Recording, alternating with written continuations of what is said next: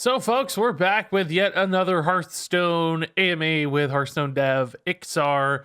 And once again, it's pretty interesting information and insights into this one. Like maybe we'll have some buffs, maybe Paladin gets nerfed again, and so on. Let's jump into the tweets. So, up first, let's talk about that buff conversation. Neverlucky asks, can we expect to see any buffs in future balance changes?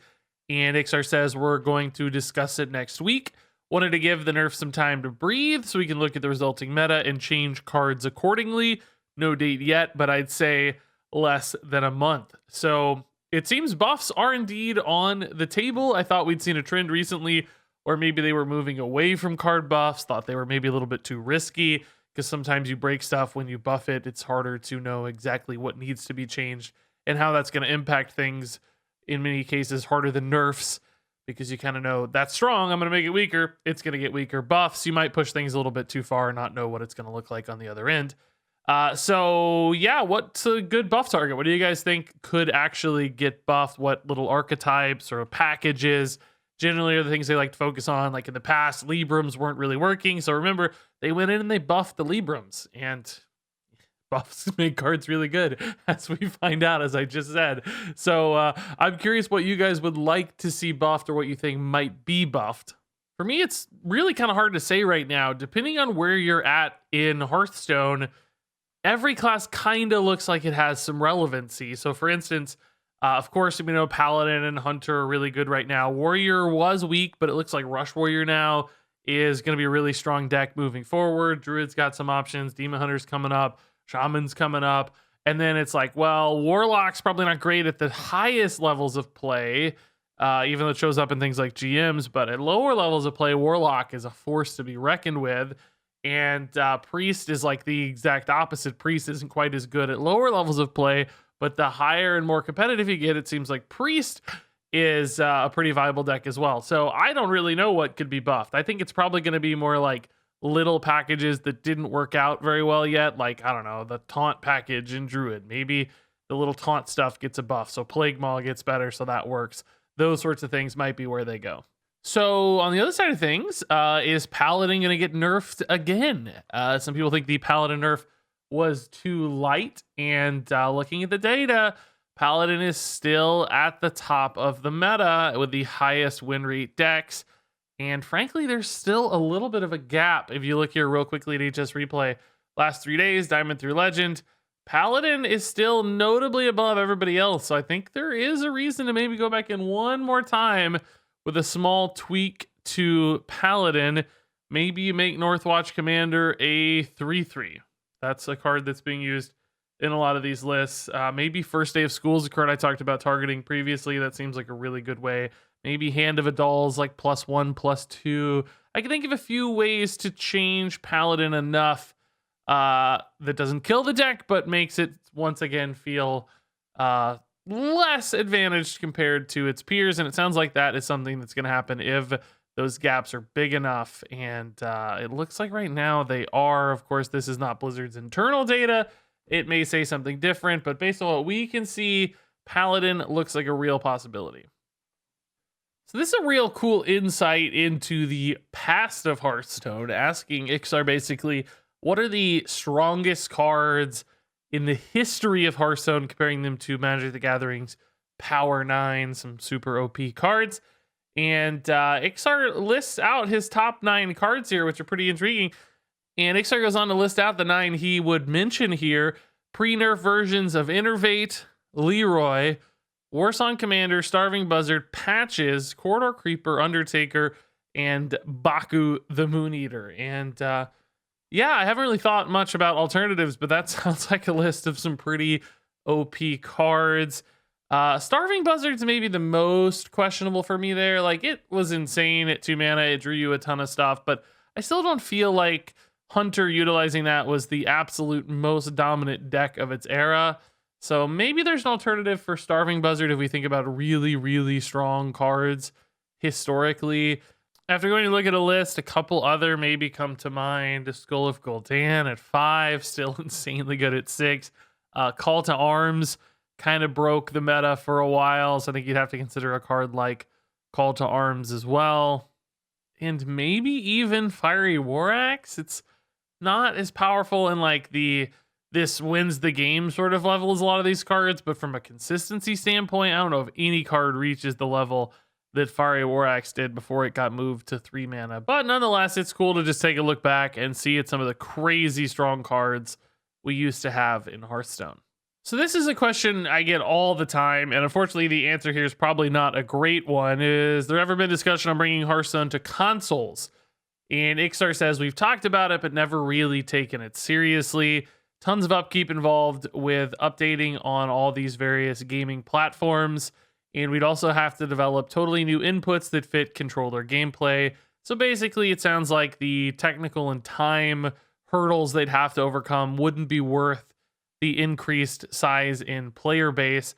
And you know what? I kind of have to agree. Like, I'm sure if you have a Switch and you wanted to play Hearthstone on your Switch, like you would do that, and that'd be great if it existed on Switch. But I doubt adding Hearthstone to Switch is going to really open up access to that many more players compared to your phone, because everybody at this stage has a phone. So it's really just more about, I think, shifting how or when people would play Hearthstone and not the number of people that would play Hearthstone. And from an opportunity for revenue and game growth, I just don't think that makes sense for Blizzard. So I do understand this. I, of course, would love the game to exist anywhere it can.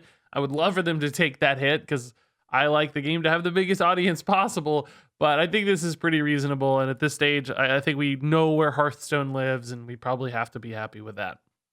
Okay, interesting little conversation piece here. I've talked about a little bit in the past, and I have more to say. Don't you think that Baku and Genn will become more and more annoying as literally every odd even card gets strong enough, and you'll feel like you have no restriction at all by running either of them? And Iksar says, Baku and Genn decks will get better over time, but that's true for any wild deck. I actually expect them to get worse over time in comparison to other decks. Given infinite time, the only decks that survive will be insane early game combo decks. And the reason he says that is because, of course, those will win the game the quickest, and other decks to do anything else won't have time. So 50 years down the line, some deck that's just pulling off some ridiculously absurdly consistent early game combo will be the best deck because it does it before anybody else. And that's true. I completely agree with that. And I'll take it a step further. I think even before you get into some like sort of solved state of the game in the future, I think Genn and Baku will still get worse over time.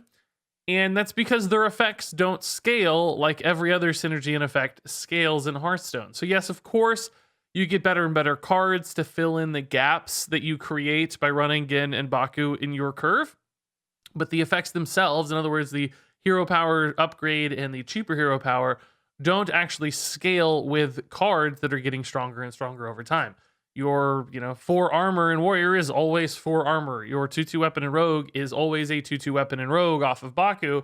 But instead of killing 2/2s, maybe minions start becoming 2/3s eventually, or 2/2s with Divine Shield. And as we see like effects and stats creep up over time and cards generally get stronger and more synergistic things exist, those hero powers just aren't going to keep up. So it's less about Genn and Baku decks getting better and more about the reason you're playing Genn and Baku decks not holding up compared to everything else. So I actually think they'll get less and less annoying over time.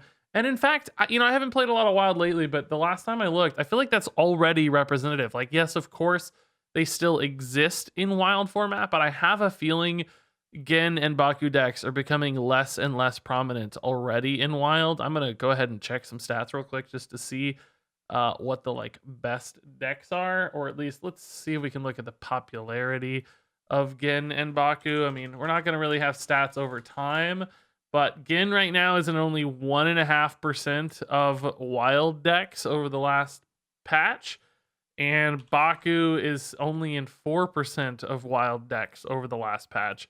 So to me, it sounds like this is already happening. I don't even think they're already that good in Wild format, and I suspect that will continue to decline over time, and they will basically be forgotten. Thank God. Also, thank God Zeddy asked this question, a mystery that has persisted for years in Hearthstone. There's always been a lot of speculation regarding Boom's scheme. Was the armor gain always its original design, or was there something else in mind?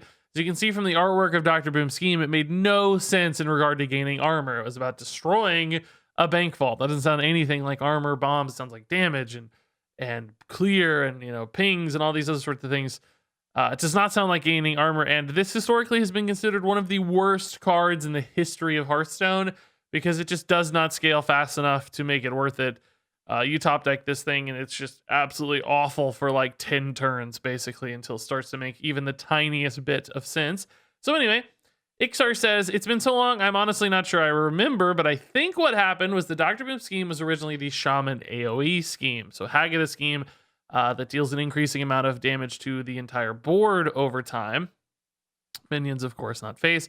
When we got to final design, we were concerned at warriors going AoE toolkit and fatigue style decks being so effective.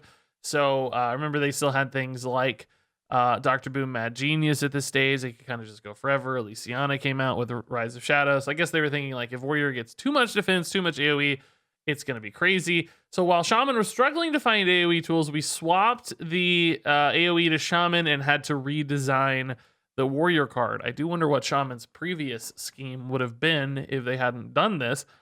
We playtested at, I think, 2 and 3, but ultimately made the card weaker on purpose, so it would be fringe in the controlliest of decks, but not really an option otherwise because it was just a stall card. I'm not even sure at 2 this would be a particularly great card, to be honest. That's hard to say for most Hearthstone cards if you cut their cost in half. I still don't really think it'd get played much. I think Shield Block would just be more reliable and much, much better, which of course existed throughout its entire rotation. Given more time, I think we would have kept redesigning, but we were okay with having a fringe card for combo players. In retrospect, 4 mana was too much, even for that circumstance to be a reality. We could have buffed to 3 or maybe even 2. But what would we be accomplishing in a world where gaining a ton of armor install is a great option? So some upsides and downsides to making a late swap and redesign, but ultimately I think still worth it. One of the reasons the design existed at all was because we really like the idea that some of the schemes have this infinite feel. Hogwaggles did that. Others had a cap. AoE doesn't really matter beyond a certain point. Imps are limited to 7. Having some uncapped thing can make for some great stories. And that is true theoretically, like gaining 45 armor or something off of the Dr. Boom scheme is cool, but it just never happens because nobody actually ran it. So it might have been pretty cool to see at like 2 mana just because there's probably a little bit more playability there. Next up is a little update about Mercenaries, or not an update, I guess, technically, but how's it coming along on schedule and who's the best player. And Iksar says, definitely Paul, the lead of the Merc team. No updates. You'll hear more when it's ready.